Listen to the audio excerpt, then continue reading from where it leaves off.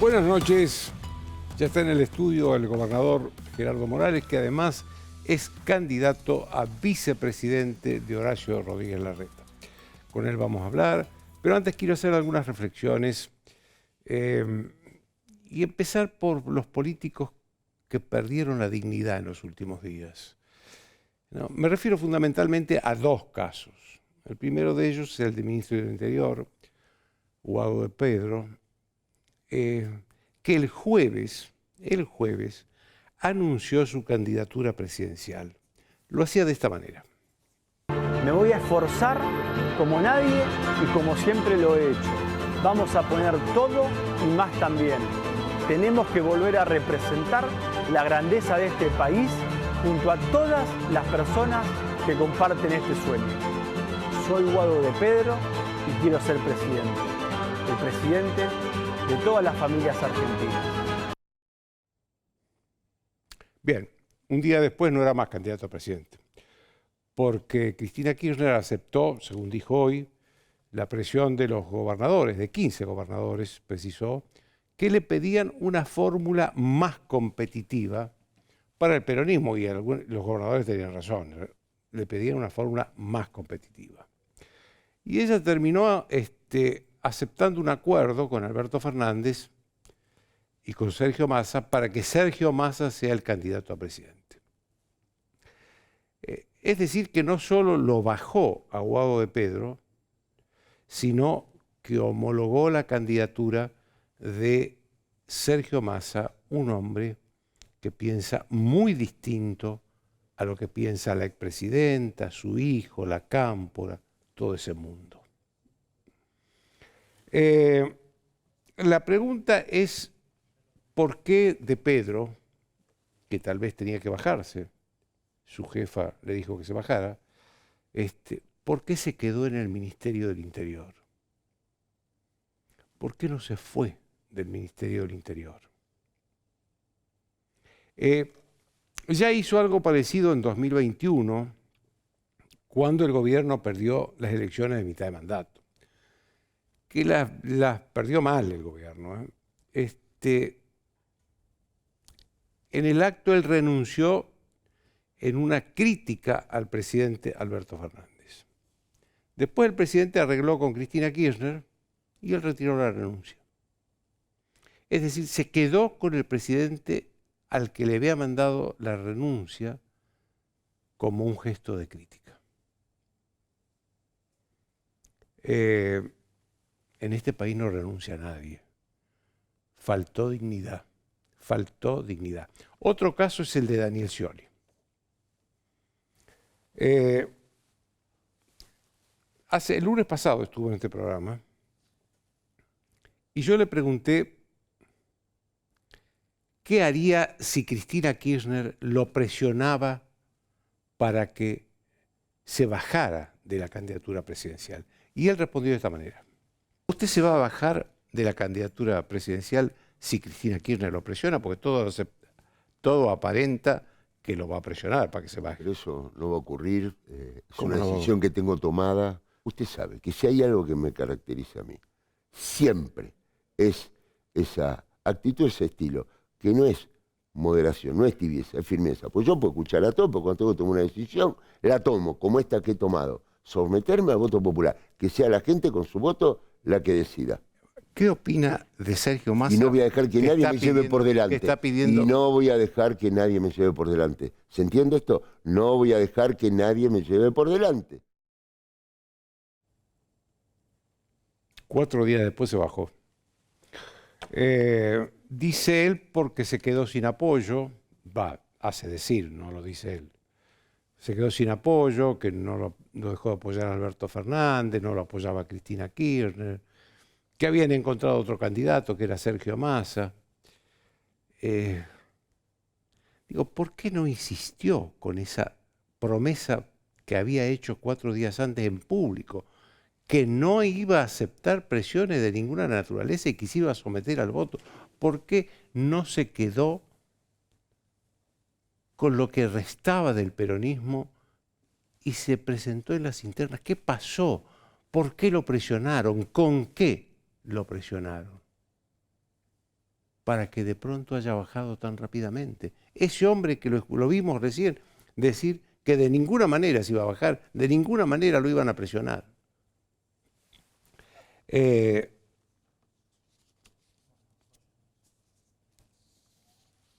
Su hija dijo o insinuó que lo traicionaron Santiago Cafiero, el canciller, Victoria Tolosa Paz. Si todo eso lo traicionaron, alguien debió haber en el peronismo que lo apoyara. Debía enfrentar a todo eso. A todo eso debía enfrentar Scioli. Obviamente, y debió, en última instancia, si tenía que bajarse, renunciar también en protesta a la embajada argentina en Brasil. No renunció. En este país, vuelvo a decir, no renuncia a nadie. Falta dignidad. Creo que las carreras políticas de Guado de Pedro y de Daniel Scioli están terminadas. Pero también hay que decir que este país tiene la memoria corta. ¿Quién lo sabe? ¿Quién lo sabe? Una cosa que quedó claro hoy, después de escuchar a Cristina Kirchner, es que esto que resultó de lo que pasó en el fin de semana, es decir, la fórmula Massa-Agustín Rossi, no la conforman. No la conforman. Lo criticó a Massa por la inflación, lo criticó al presidente, dijo que su candidato era Guado de Pedro, pero que tenía que aceptar forzosamente por la unidad a Sergio Massa. Esta es la Cristina real. La que Cristina no disimula, ese es su único mérito, no disimula. Dice las cosas tal como son, como las siente. Y siente que esta fórmula no la representa. Y tiene razón. Y tiene razón. Tuvo que bajar a alguien como Guado de Pedro, uno de los 3 dirigentes más importantes de la Cámpora, junto con su hijo Máximo Kirchner y con Andrés Cuervo Larroque. Ellos son los 3 dirigentes más importantes de la Cámpora, que es la única organización en la que Cristina Kirchner confía. Y tuvo que apoyar la designación como candidato presidencial de Sergio Massa, que expresa ideas muy distintas. No nos olvidemos que Máximo Kirchner renunció a la presidencia del bloque de diputados nacionales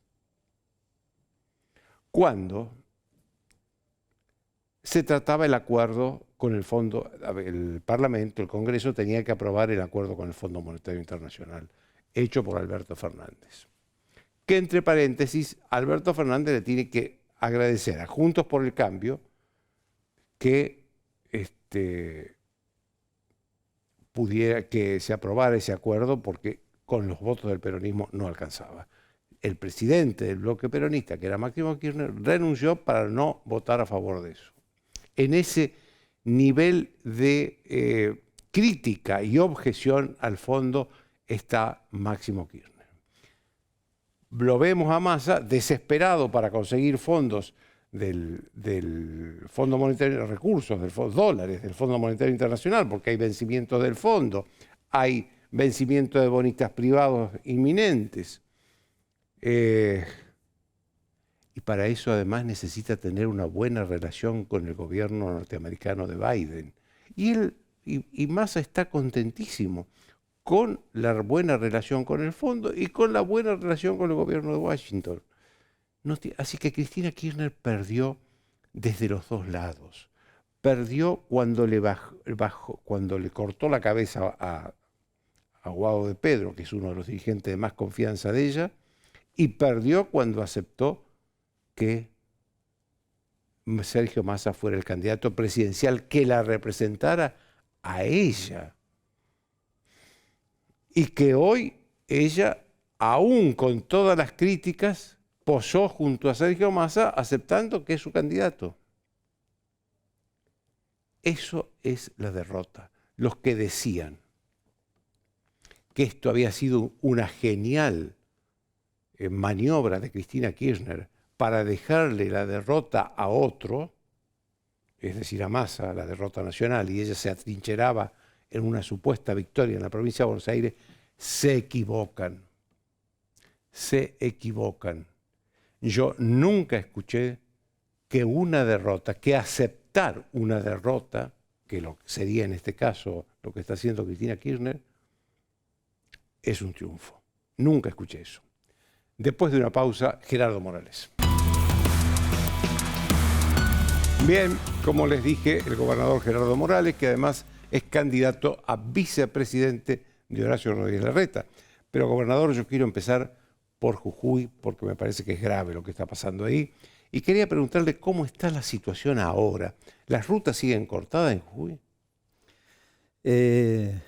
Hay una situación que se va normalizando de a poco, va a llevar por lo menos un mes, un tiempo. Me pasó cuando nos hicimos cargo en 2015, nos llevó 4 o 5 meses ordenar y terminar con un estado paralelo de mucha violencia. Que lo manejaba Milagro Sala. Milagro Sala, que está presa, porque la corrupción está presa en Jujuy. Hoy se ha reinstalado una situación dirigida por el gobierno nacional, fundamentalmente. ¿Usted tiene pruebas de eso? Sí, sí, porque, claro. Porque yo le quiero decir, yo me enteré la semana pasada que hay una causa en Comodoro Pi, en Justicia Federal, que la inició un fiscal para determinar si hubo participación del gobierno nacional en los hechos de Jujuy. Sí, claro. En este momento reparten planes en algunos cortes. Hay un par de diputadas, la diputada Chaer, Carolina Moisés, que son las que van. Diputada provincial. Nacionales, que representan al gobierno nacional, que son las que están incentivando con... Bueno, Pietra Gala ha ido un par de veces, como no ha ido a Chaco. Es decir, se ha repartido dinero, hay chats, están en una causa, hay mensajes, hay pruebas concretas, no solo de tomar asistencia a beneficiarios de planes sociales, y si es que no iban a la marcha, por ejemplo, para el ataque a la legislatura, les daban de baja en el plan y les pagaban 5.000 pesos por esa jornada, y si traían un pariente les pagaban 5.000 pesos más. Es decir, acá hay toda una... El propio presidente, cuando hace la conferencia de prensa, es la prueba más contundente que da cuenta de que están detrás de un golpe institucional, porque él dice, vamos a hacer una presentación de inconstitucionalidad de la reforma de la Constitución, avalando políticamente, desde el Frente de Todos y desde el gobierno institucionalmente, un planteo que ya roza con la sedición. La reforma de la Constitución ha seguido todo un proceso que está establecido en la Constitución del 86, que es convocatoria desde septiembre del año pasado, ley que generó la reforma parcial. Usted dice golpe institucional, ¿sería un golpe institucional para voltearlo a usted? Exactamente, obvio. Si el ataque a la legislatura y los días previos también, cuando ocurre lo de Purmamarca, la policía trata de desalojar a las 6 de la mañana y es apedreada. Cuando va a las 4 de la tarde, después de que envió a varios ministros, uno de los cuales casi es agredido, casi lo golpean, iniciamos un proceso de mediación durante casi todo el día. Cuando avanza la policía es apedreada. Turistas, un camión que tenía combustible. Es decir, por eso interviene la policía. Y después el ataque a la legislatura. Luego de 42 minutos de una pedrea constante, recién interviene a la legislatura cuando atacan la legislatura. Fueron a atacar a la legislatura. El presidente mismo dice que va a iniciar una acción de inconstitucionalidad sobre un artículo que es, yo creo que el nudo gordiano del debate, que es un tema de debate nacional, que es el que prohíbe los cortes. Los cortes de ruta y la ocupación indebida de edificios públicos. La ocupación violenta, digamos. Exactamente. ¿No? E indebida también, es decir, No se puede tomar una escuela o un hospital. Se mantiene un artículo 32 que establece que el derecho a manifestarse es un derecho por el que no hay que pedir permiso, en tanto sea pacífico y sin armas. Eso es una conquista de la democracia. Pero hay otro artículo, el 67, que es el nuevo artículo que manda a reglamentar. Porque el derecho que usted tiene y el que yo tengo, que nos otorga la Constitución Nacional, a mí no me da el derecho a violar derechos suyos. Es decir, no son absolutos. Entonces, ese artículo manda a reglamentar con una consigna de prohibición de cortes de ruta, que son un delito por el 195 del Código Penal, y esa ley siempre deberá cumplir con los estándares internacionales que garanticen la manifestación pacífica, que es un derecho, sin criminalizar y sin estigmatizar una manifestación. Y ese es el artículo que hoy provoca que sigan la sublevación. No, hay un montón de temas, hay razones políticas. Hay una situación que cabalgó sobre la cuestión de un reclamo docente, justo, legítimo. Hicimos una buena propuesta a los docentes. El salario inicial 200.000 pesos, el que tiene 15 años de antigüedad, que es la mayoría, es el 65% de los docentes, 245.000 pesos.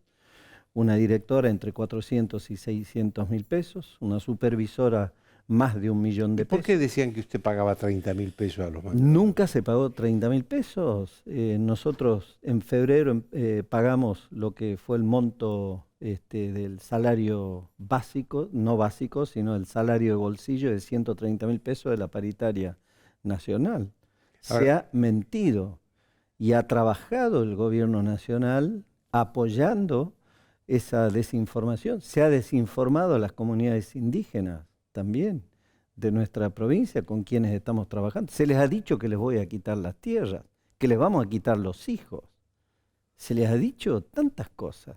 Es decir, entonces tenemos hoy algunos focos. El corte de la quiaca está sostenido por el intendente, que es el que banca, el que lleva plata. Llegaban a los cortes con camionetas a repartir plata, a repartir dinero donde se mezclan algunos dirigentes reales de comunidades que creo que están desinformados y gente que está politizando, pero con el comando del gobierno nacional, que lo que quiere es empujar, y lo que quiso es la violencia en la provincia de Jujuy, a la que no vamos a volver. Me va a llevar algún tiempo, pero vamos a volver. Sobre los manifestantes, déjeme que le haga una pregunta. Yo tengo la versión de que hay varios de los detenidos manifestantes que tienen prontuarios por otras razones. Claro. ¿Es cierto eso? Sí, claro, es verdad. ¿Y prontuario por qué?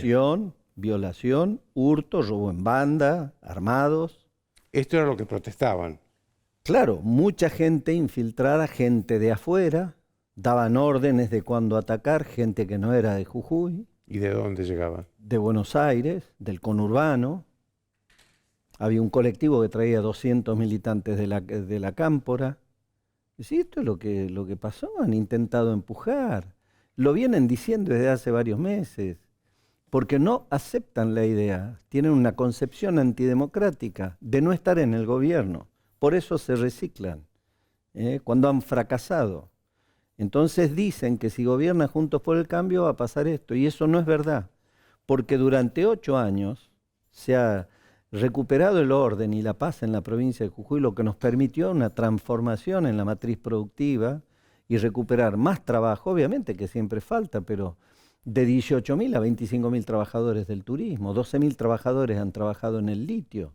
Y detrás de esto también hay otra cuestión, porque ahora están yendo contra las empresas del litio, comandados por el gobierno nacional, que quiere la nacionalización del litio, que es un recurso que pertenece a las provincias por el 124 de la Constitución Nacional. Entonces, y que es una de las grandes riquezas del país, ¿no? Pero obvio, pero además que tiene que ver con salvar el planeta. Son los minerales críticos que sirven para acumular energías renovables, el litio, el cobre, el níquel, el cobalto, para acumular energías renovables que en los próximos 30 años van a cambiar la matriz de generación de energía en el mundo, y para la electromovilidad y para todos los desafíos que tenemos para dejar de emitir gases de efecto invernadero. Entonces se mezclan una serie de intereses del gobierno nacional, ¿no es cierto? Pero fundamentalmente el político, empujar. A mí me quisieron empujar, quisieron un golpe de Estado. Y esto es responsabilidad fundamental del presidente y de la vicepresidenta. Prueba de ello es la conferencia del presidente, que avala un planteo que hace la izquierda y que hace el propio, no todos los dirigentes, pero un grupo de dirigentes del Frente de Todos en Jujuy, en contra de una reforma de la Constitución que ya está aprobada. ¿El presidente le pidió en algún momento un indulto para Milagro Sala? Obvio, no una vez, varias veces. Ese es otro tema que está. Me pararon una ruta, 4 años. En 4 años autorizaron 400 viviendas para Jujuy, mientras a La Rioja 6.000 viviendas. Y me paran la obra y les dije, muchachos, hace un año que les dije, déjenme la obra, la termino yo. La ruta 34, que es un trayecto que conecta con Salta, una ruta muy importante. La pago yo, después me devuelven, pero terminemos la ruta. Y no lo hicieron y no quisieron, así que pegué gigantografías, después me llamaron del gobierno nacional. ¿Quién colgó la gigantografía? Yo lo hice. En las gigantografías decían, el gobierno nacional discrimina a Jujuy porque quiere la libertad de Milagro Sala, con todas las letras.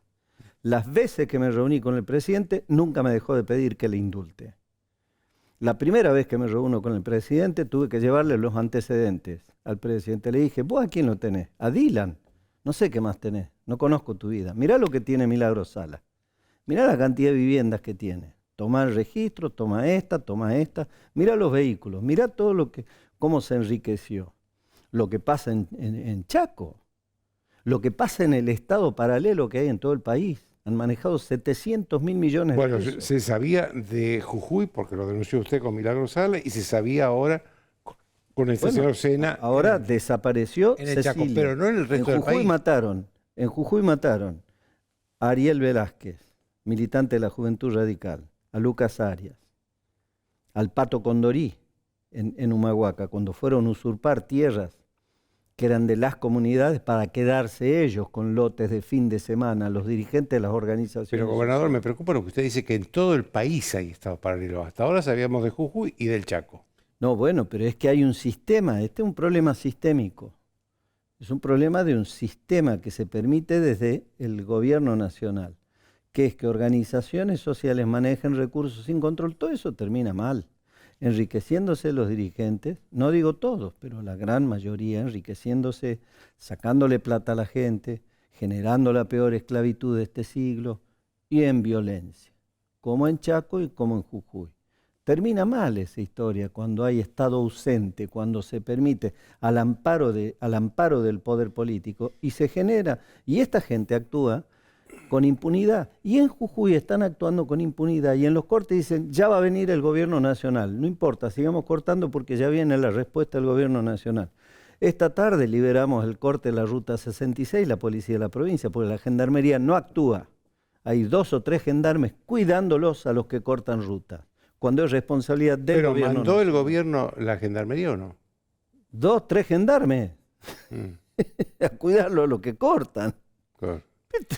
Si no intervenimos nosotros, pero además tenemos que intervenir por aplicación del Código Procesal Penal de la provincia, que plantea que en caso de un delito en flagrancia hay que intervenir. Lo mismo dice el Código Procesal Penal de la Nación, de modo tal de que el ministro Aníbal Fernández tiene que intervenir aún sin orden judicial, y no lo hacen. Y lo que hacen es cuidar a los que cortan ruta. Déjeme hacer... Y avalan toda esta situación de violencia que no quiere el pueblo argentino, porque lo que queremos es la paz, y porque lo que queremos es recuperar la cultura del esfuerzo y la cultura del trabajo, Joaquín. Déjeme que le haga una última pregunta, porque usted ahora es candidato además a vicepresidente de la Nación. Esta novedad de que hay una nueva fórmula en el peronismo, en el oficialismo, ¿lo hace al oficialismo más competitivo? No lo hace más competitivo. Por más que se pinten lo que quieran, le cambiaron el nombre. Yo les digo frente a todo porque ni me acuerdo el nombre. Unión por Todos. Bueno, no me entra. Unión por la Patria, perdón. Bueno, ¿ve? Bueno, de todos, la patria. Frente de todos, Joaquín. Son los mismos. Atrás están todos. Está Máximo, está Guado, está Cristina, está Grabois, está Moyano, están todos. Es Sergio Massa es al cambio el Alberto del 2019. Entonces, son los mismos, han fracasado, fracasaron, este modelo fracasó. Tiene que haber un gran cambio, no podemos seguir así. No se puede seguir con esto. A ver, el otro día parece que se juntaron Cristina y Alberto a hablar de las candidaturas. ¿Por qué no se juntan para hablar de la inflación? ¿Por qué no se juntan para hablar de los problemas, de cómo hace una pyme, tiene que, ¿no es cierto?, que no puede traer una línea de producción para ocupar 100 trabajadores más? ¿Por qué no hablan de esas cosas? De lo que está presionando al campo, a las actividades de producción. El desafío de la producción, el trabajo, lo único que saca a los pobres de la pobreza es el trabajo. Y no les importa. Yo por eso decía, Alberto estaría bueno, que anda en un plato volador, Joaquín, anda en la estratosfera, ¿no es cierto? Llevarle una visita guiada a un súper, que vea cuánto está el kilo de arroz, cuánto está el kilo de fideo, y otra más colorida a la verdulería. Decir, usted va a ver más colores, Alberto, venga, mire cuánto está el kilo de tomate. Digo, no puede ser, no les importa cómo está el país.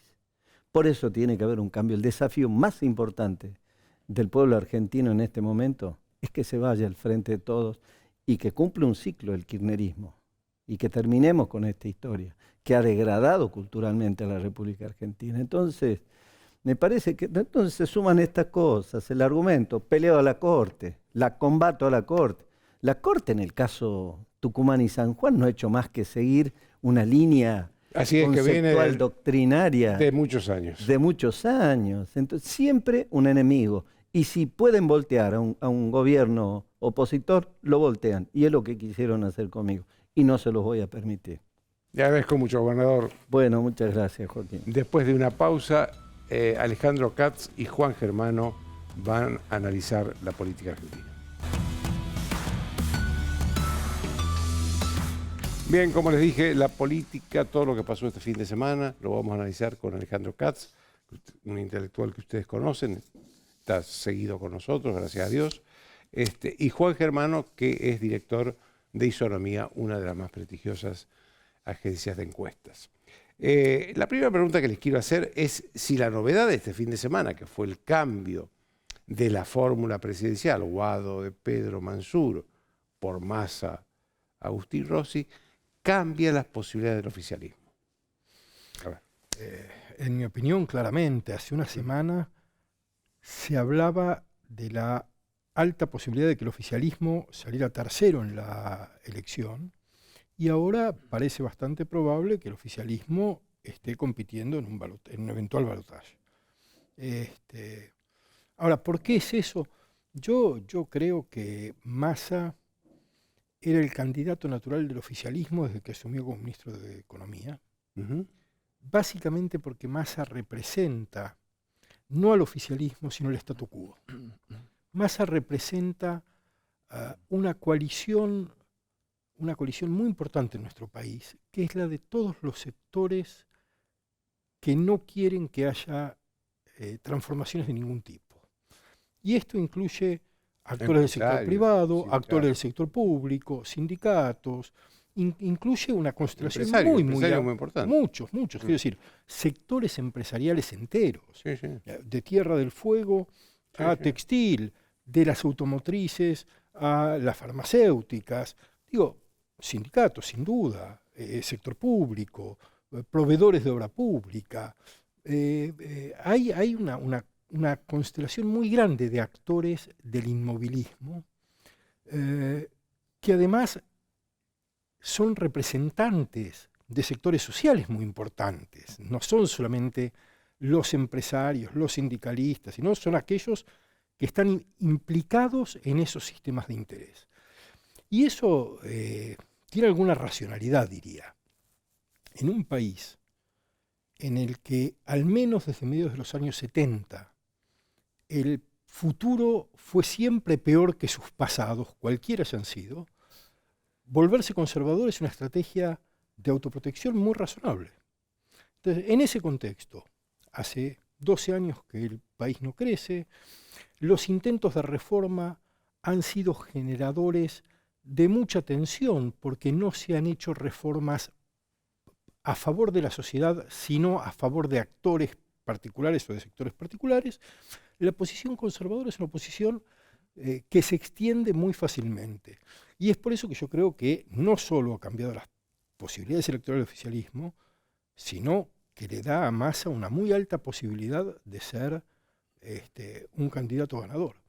Creo también que en la oposición pasa algo semejante. Rodríguez Larreta de algún modo expresa una constelación muy semejante. Su 70% no es muy diferente que esto, ¿no? El famoso 70% de apoyos, claro, no. Una coalición del 70% de la sociedad argentina, es un poco esto, porque cuando Rodríguez Larreta habla dice, está el campo, vaca muerta y el litio. Con eso salimos. Eso salimos, que decir, eso nos da los recursos para mantener el statu quo. No dice, eso nos da los recursos para transformar el país en este o aquel. No hay una visión de otro país. Hay recursos para que esto funcione. Un poquito más de empleo, un poquito menos de inflación, un poquito más de... ahí son las visiones dominantes. ¿Y las otras qué son? Son opciones de ruptura, no de transformación, de ruptura, de unos contra otros. Unos contra otros quiere decir reformas a favor de intereses particulares, no a favor de una visión de conjunto, de una visión común. Son reformas excluyentes, son reformas para que el otro deje de existir. Vamos a terminar con el populismo, vamos a terminar con el neoliberalismo, vamos a... No, ¿quién enuncia algo que sea suficientemente inclusivo y novedoso? Este es el escenario. Tenemos dos grandes actores de preservación del statu quo y algunos actores de ruptura a favor de intereses particulares. Dejar hablar un poquito. Juan, quiero preguntarle sobre las dos cosas. Cómo modificó para el oficialismo y cómo está también la oposición después de esto.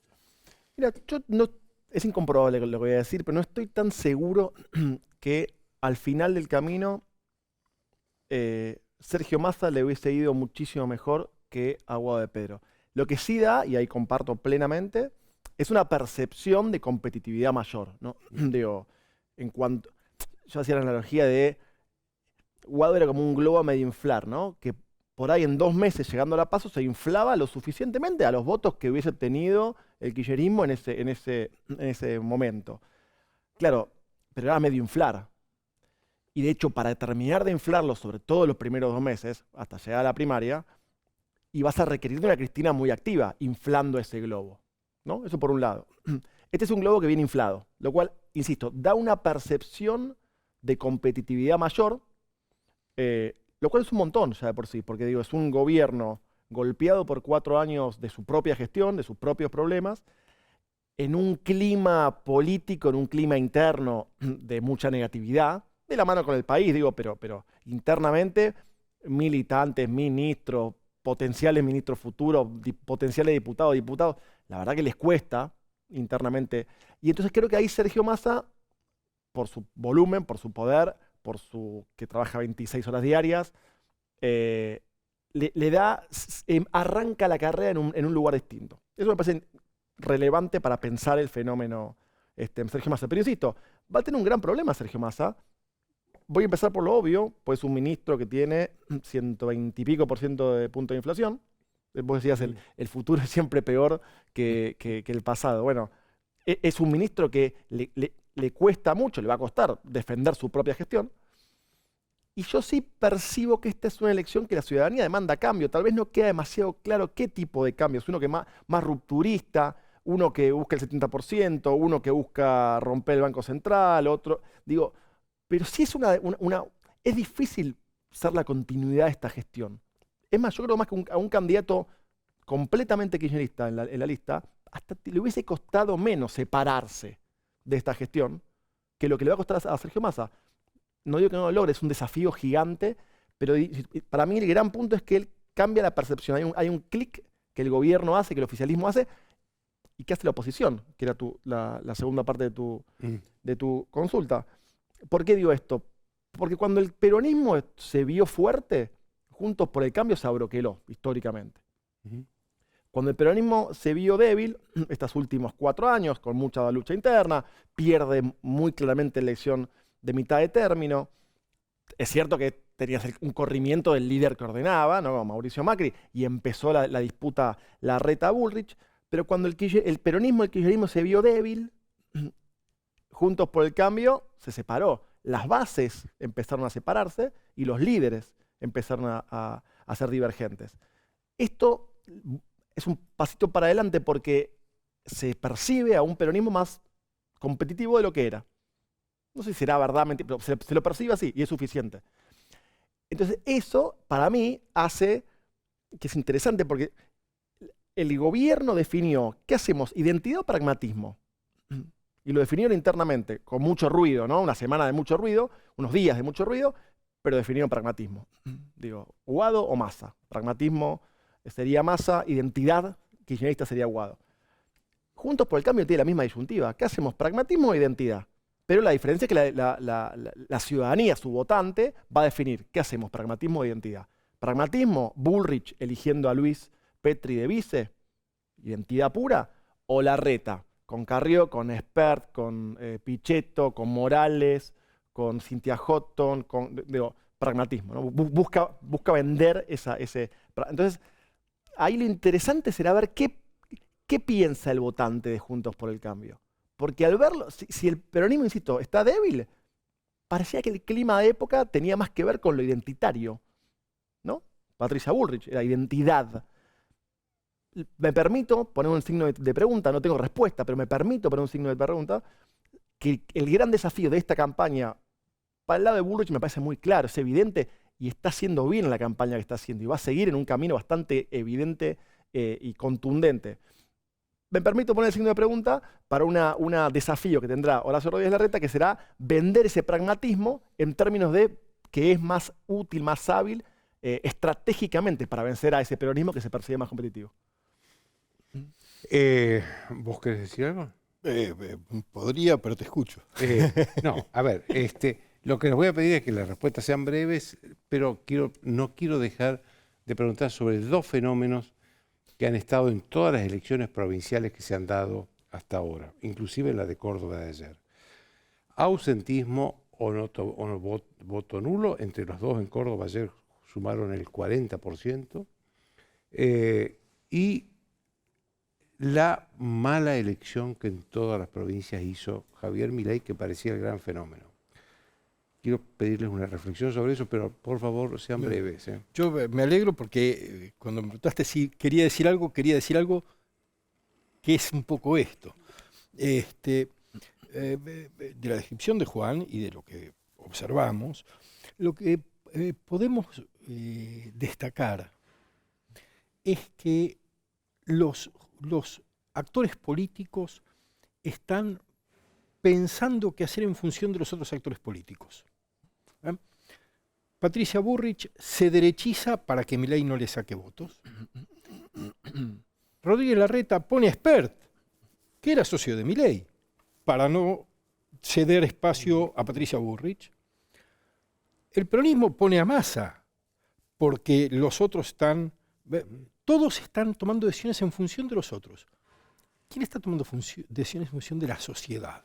Quiero decir, ¿dónde hay, por ejemplo, dónde hay una coalición que exprese a los sectores urbanos medios de una sociedad liberal, progresista, comerciantes, pequeños empresarios, universitarios, profesionales, que quieren una política laica, ¿no? Que quieren una política orientada al mercado, pero sin descuidar las tareas fundamentales del Estado, y que quieren bienes públicos, algo que en Argentina ha sido muy importante, bienes públicos de calidad, que quieren abrirse al mundo, pero no de un modo de deteriorar el empleo local y agravar las crisis sociales.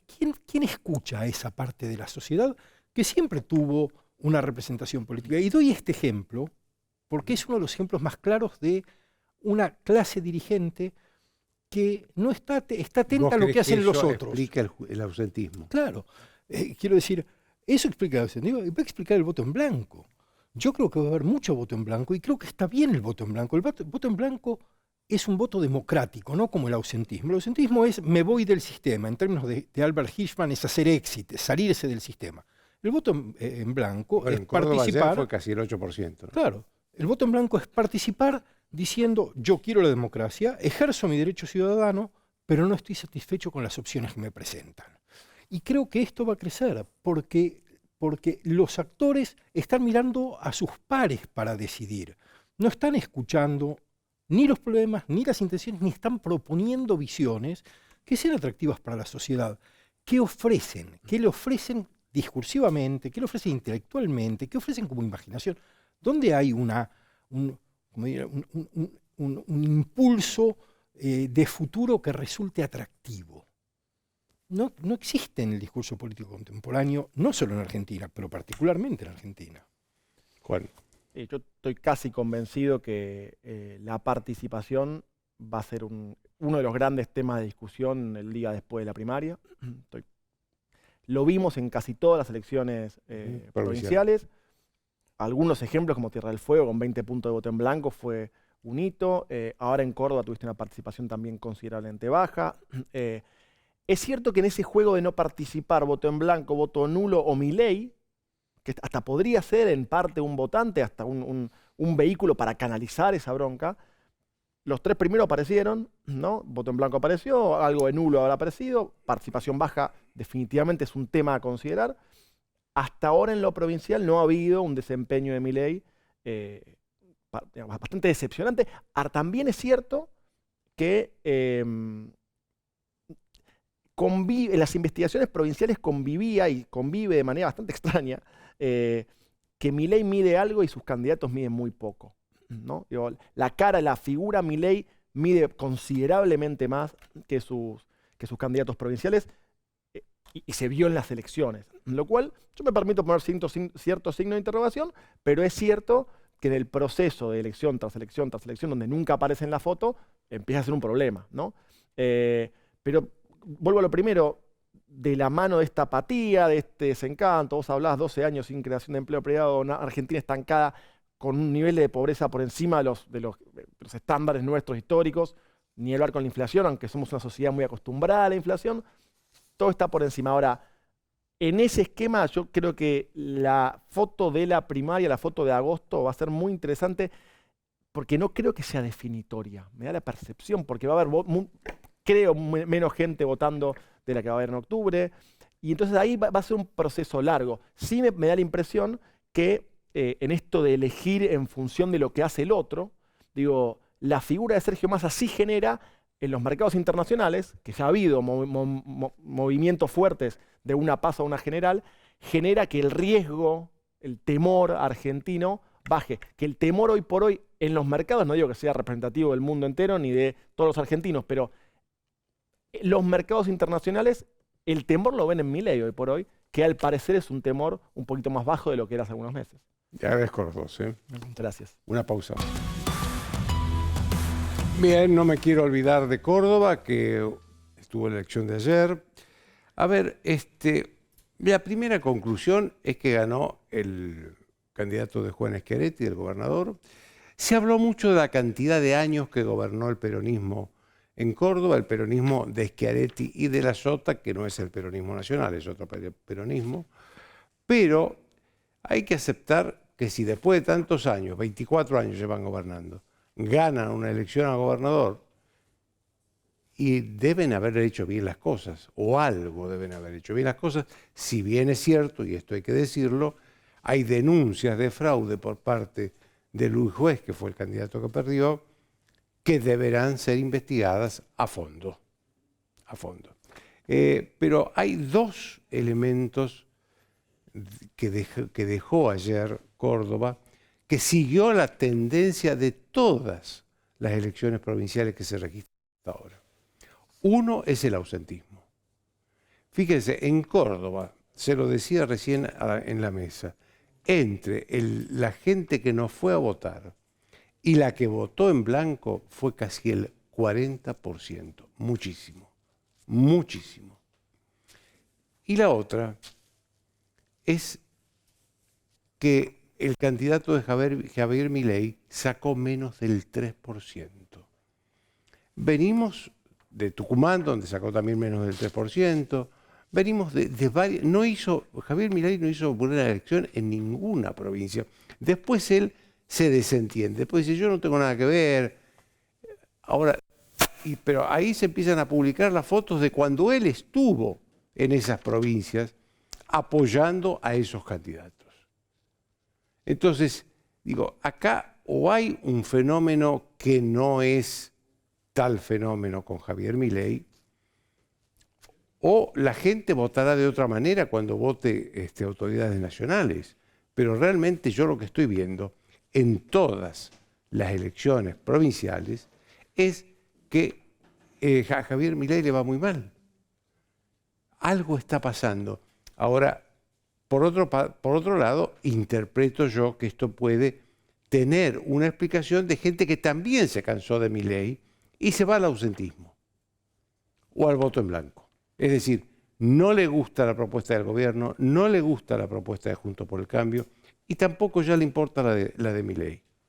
Y me parece que esto sería muy significativo si ya la gente o la mayoría de la sociedad está pensando que no tiene solución con ninguno de los dirigentes o los candidatos que hay.